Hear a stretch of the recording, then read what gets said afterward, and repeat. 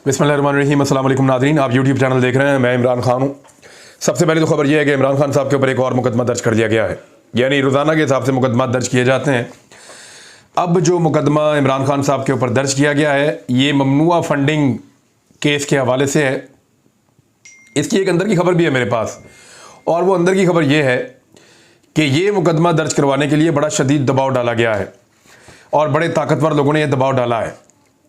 ये मुकदमा दर्ज नहीं हो रहा था और कानूनी हैसियत इस मुकदमे की नहीं बनती थी, और मुकदमा दर्ज करने वालों को भी आइडिया था कि इसका कुछ नहीं बनेगा। लेकिन फिर भी इमरान खान समेत 11 अफराद के खिलाफ मुकदमा दर्ज किया गया है और इसको एक बहुत बड़ी खबर करार दिया जा रहा है।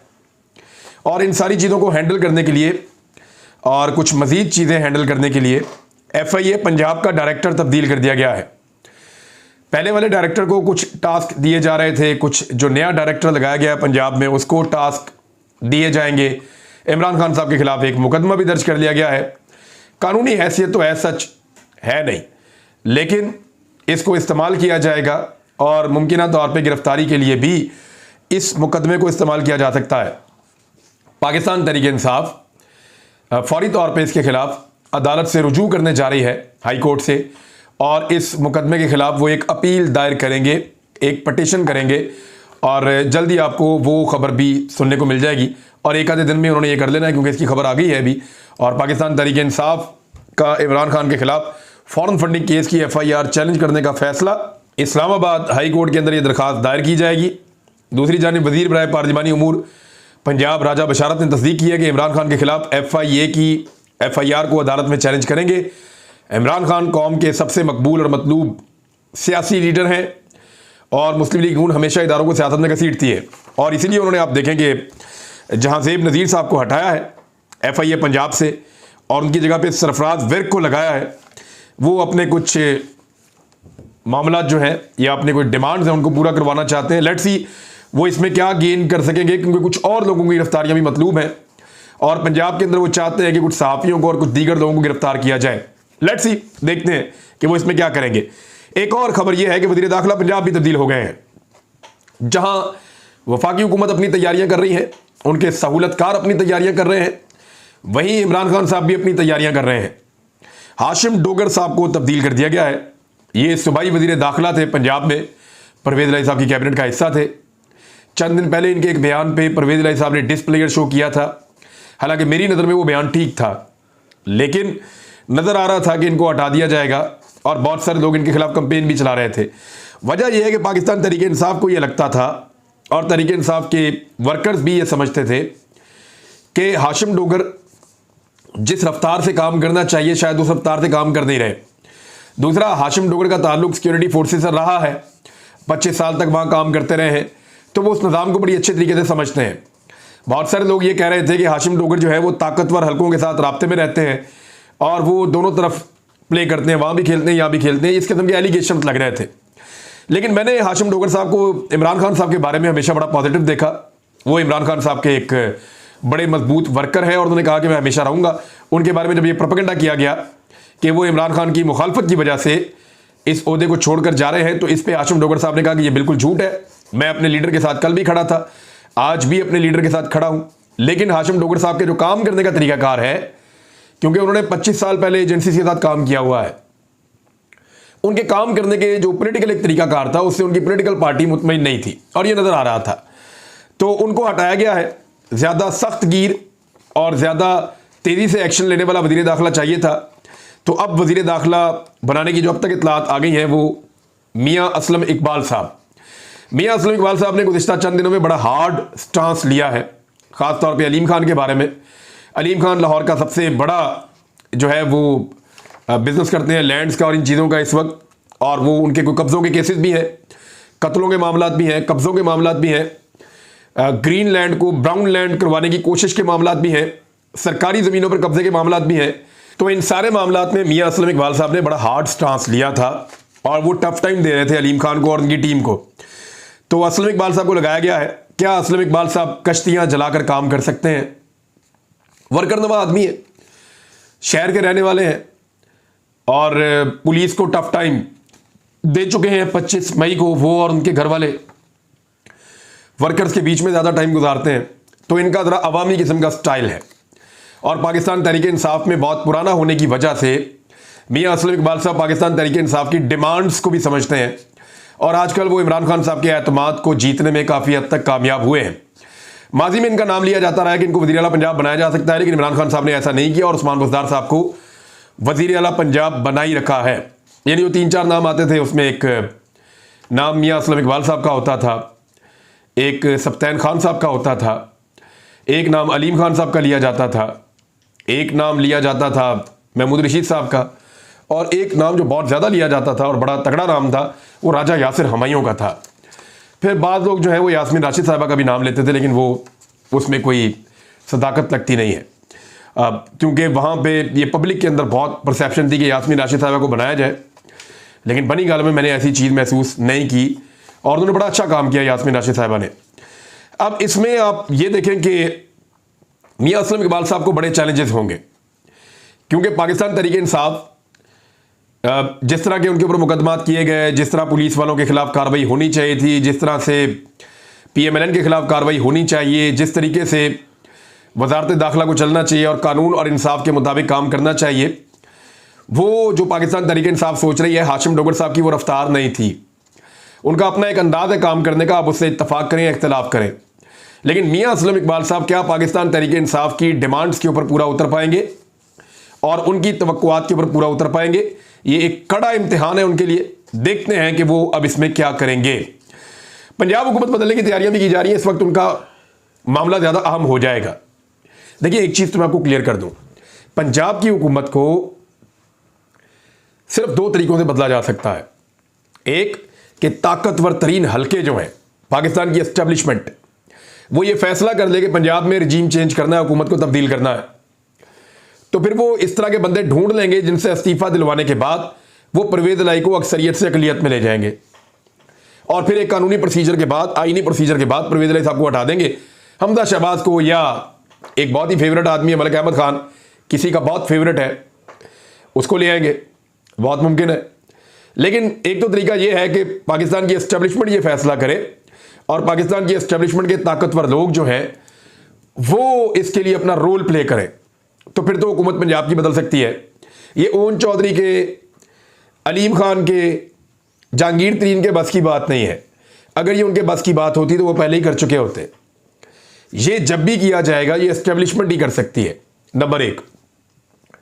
नंबर 2 जो ऑप्शन है वो भी एस्टेब्लिशमेंट की मदद से ही हो सकता है, वैसे नहीं हो सकता कि परवेज इलाही साहब के ऊपर दबाव डाला जाए और उन्हें कहा जाए कि जनाब बस बहुत हो गई वजारत आला, अब जरा आप छुट्टी ले लें, और फिर उनको मुस्तकबिल के लिए कुछ सुनहरे ख्वाब दिखा दिए जाए और उनको ब्लैकमेल किया जाए जैसे किया जाता है, और परवेज इलाही साहब पंजाब की हुकूमत छोड़ दें। ये 2 चीज़ें हो सकती हैं, या तो परवेज इलाही साहब पंजाब की हुकूमत छोड़ दें, एक ये चीज़ हो सकती है, या दूसरी चीज़ ये हो सकती है कि फिर एस्टेब्लिशमेंट के ताकतवर लोग जो हैं वो पंजाब की हुकूमत बदलने के लिए मुख्तलिफ मोरों को इस्तेमाल करना शुरू करें और उनको ब्लैकमेल करें।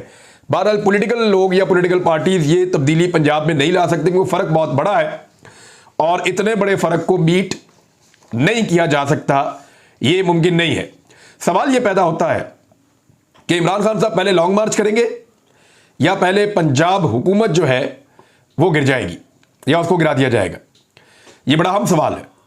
कोशिश ये की जा रही है कि इमरान खान साहब के लॉन्ग मार्च से पहले पहले पंजाब हुकूमत के लिए एक नई मुसीबत खड़ी कर दी जाए और यहाँ पे एक बहरानी कैफियत पैदा कर दी जाए, लेकिन ये बहुत मुश्किल होगा, एक लंबा प्रोसीजर है। इतनी देर में इमरान खान साहब बहुत तगड़ा एहतजाज कर सकते हैं और वो एक रिएक्टिव फोर्स के पॉलिटिकल लीडर हैं। PTI जो है वो एक रिएक्शन देने वाली फोर्स है, तो जब आप इस तरह की एक्टिविटी करेंगे तो PTI ज़्यादा रिएक्शन देगी और ज़्यादा तगड़े तरीके से लॉन्ग मार्च के अंदर शामिल हो जाएगी। पाकिस्तान के ताकतवर लोग चाहते हैं फौरी तौर पे लॉन्ग मार्च हो, क्योंकि जब लॉन्ग मार्च होगा तो हुकूमत उनके पास जाएगी और हुकूमत उन्हें कहेगी कि जो आप चाहते हैं वो हम करने को तैयार हैं, हमारी जान छुड़ाएं इमरान खान से, और इस तरह वो बारगेनिंग पोजीशन में आ जाएंगे।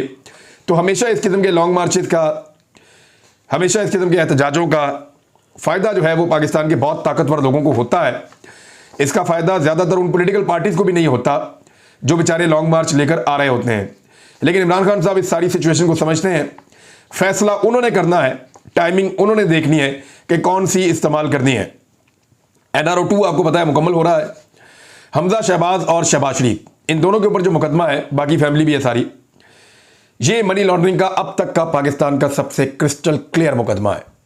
बाकायदा बैंक का रिकॉर्ड मौजूद है कि पैसा आता है मुलाजमीन के अकाउंटों में, मुलाजमीन की तनख्वाह 15-20 हज़ार, पैसा आ रहा है अरबों में, करोड़ों में, वो पैसे उनके अकाउंटों में आते हैं। 16 अरब का मुबैना तौर पे ये स्कैम है। पैसा आता है शहबाज शरीफ, हमजा शहबाज और सलमान शहबाज के मुलाजमों के अकाउंटों में, और वहां से उस पैसे के बेनिफिशरी बन जाते हैं शरीफ खानदान के लोग। ये बड़ा क्रिस्टल क्लियर और साफ सुथरा केस है। अब इसमें अजीबोगरीब सवाल उठाए जाएंगे। यानी जो नैब का एक पूरा स्ट्रक्चर तब्दील किया गया है, वो स्ट्रक्चर ये कहता है एफआईए तो वैसे ही इनके पास है, और पंजाब के अंदर अब एफआईए के जो है वो एक बड़े ओहदेदार को भी तब्दील कर दिया गया। पंजाब का जिम्मेदार जाजीम नज़ीर की जगह सरफराज विर्क है। वो खिदमात ज़्यादा अच्छी सर अंजाम दे सकते हैं इस तरह के मुकदमात में और ऐसी चीज़ों में। तो शहबाज शरीफ और हमजा शहबाज साहब को बाइज्जत बरी करने की तैयारी हो रही है। पाकिस्तान की तारीख के सबसे क्रिस्टल क्लियर और सबसे शानदार मनी लॉन्ड्रिंग के मुकदमे के अंदर, जहां मुलाजमों के अकाउंटों में पैसे देखे गए, पकड़े गए, और उनके बयानात भी कईयों के कलमबंद हुए और बहुत सारे लोगों ने गवाहियां भी दी। अब सवालात अजीब तरह के उठाए जाएंगे। यानी यही सवाल उठाया जाएगा कि जनाब हमजा शहबाज को कैसे पता कि उसके मुलाजिम के अकाउंट में पैसे आ रहे हैं। फ्रंट मैन वाली कहानी तो वैसे ही खत्म कर दी है नैब के कानून में भी, कि फ्रंट मैन का कोई किरदार नहीं है, बस जो मर्जी जिसके मर्जी अकाउंट में पैसे आ रहे हैं, दूसरा बंदा जिम्मेदार नहीं है। कोई बंदा किसी दूसरे बंदे के अकाउंट के लिए जिम्मेदार नहीं है। तो करप्शन के सारे रस्ते खोल दिए गए हैं और जो पकड़ धकड़ के मामला थे वो सारे खत्म कर दिए गए हैं। तो जैसे मरियम नवाज बाइज्जत बरी हो गई थी, इसी तरह शहबाज शरीफ और हमजा शहबाज, ये दोनों भी अब बाइज्जत बरी होने वाले हैं। सहूलतकारों का बहुत शुक्रिया, पाकिस्तानियों को बहुत बहुत मुबारकबाद। और जो इदारे इन केसेस के ऊपर मेहनत करते रहे, जिन अफसरान ने अपनी जान खतरे में डालकर इन केसेस को मंतकी अंजाम तक पहुंचाया, उन सब से इंतहाई माजरत कि ये है इस्लामी जमहूरिया पाकिस्तान, और यहाँ पे ऐसे केसेस का यही हाल होता है। आप ताकतवर के खिलाफ जितनी मर्जी मेहनत करें, एक वक्त आता है कि पाकिस्तान की एस्टेब्लिशमेंट उन ताकतवर लोगों के साथ मुआहदा करती है और फिर उन्हें रिलीफ लेकर देती है, और वो बाइज्जत बरी होकर आप ही को जूते मारते हैं। सिर्फ इतना ही नहीं है, उधर मियां नवाज शरीफ साहब ने भी अजीबोगरीब मुतालबा कर दिया। जरा उनका भी सुन लें आप, कि मुकदमात खत्म होने तक नवाज शरीफ की वतन वापसी के इम्तहानात खत्म। वो कह रहे हैं पहले मियां नवाज शरीफ साहब के मुकदमात बंद किए जाएं और इंतखाबात से पहले मियां नवाज शरीफ साहब को लाया जाएगा, लेकिन उससे पहले उनके मुकदमात खत्म किए जाएं। आज़ाद हैसियत में वो आएंगे पाकिस्तान में। और इस पे तो नजम सेठी साहब ने बड़ी अहम ख्वाहिश का इजहार भी कर दिया है कि नवाज शरीफ की ताहयात नाअहली और सजाएं खत्म होनी चाहिए।